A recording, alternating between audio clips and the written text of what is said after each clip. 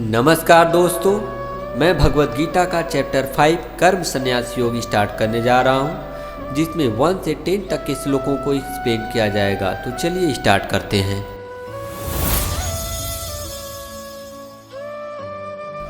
अर्जुन बोले, हे कृष्ण, आप कर्मों के संन्यास की और फिर कर्मयोग की प्रशंसा करते हैं, इसलिए इन दोनों में से जो एक मेरे लिए भली भांति निश्चित कल्याणकारक साधन हो उसको कहिए।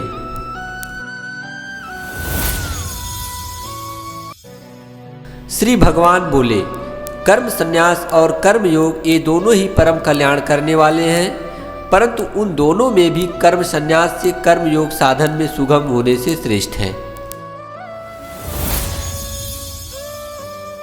हे अर्जुन, जो पुरुष न किसी से द्वेष करता है और न किसी की आकांक्षा करता है, वह कर्मयोगी सदा सन्यासी ही समझने योग्य है, क्योंकि राग द्वेषादि द्वंद्वों से रहित पुरुष सुखपूर्वक संसार बंधन से मुक्त हो जाता है।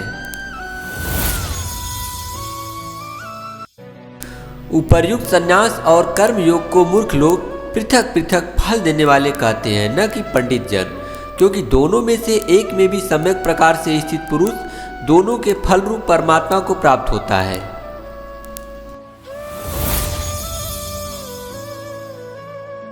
ज्ञान योगियों द्वारा जो परम धाम प्राप्त किया जाता है, कर्म योगियों द्वारा भी वही प्राप्त किया जाता है। इसलिए जो पुरुष ज्ञान योग और कर्म योग को फल रूप में एक देखता है, वही यथार्थ देखता है।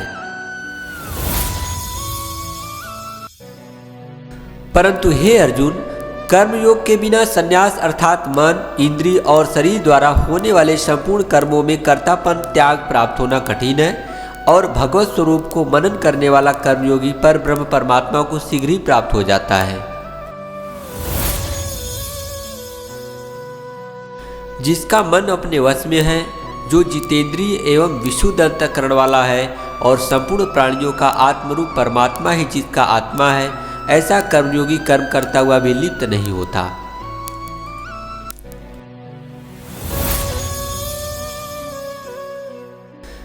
तत्व को जानने वाला सांख्ययोगी तो देखता हुआ, सुनता हुआ, स्पर्श करता हुआ, सूंघता हुआ, भोजन करता हुआ, गमन करता हुआ, सोता हुआ, श्वास लेता हुआ, बोलता हुआ, त्यागता हुआ, ग्रहण करता हुआ तथा आँखों को खोलता और मूंदता हुआ भी सब इंद्रियां अपने अपने अर्थों में बरत रही हैं।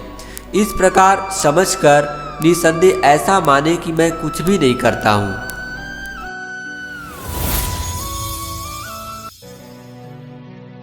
जो पुरुष सब कर्मों को परमात्मा में अर्पण करके और आसक्ति को त्याग कर कर्म करता है, वह पुरुष जल से कमल के पत्ते की भांति पाप से लिप्त नहीं होता।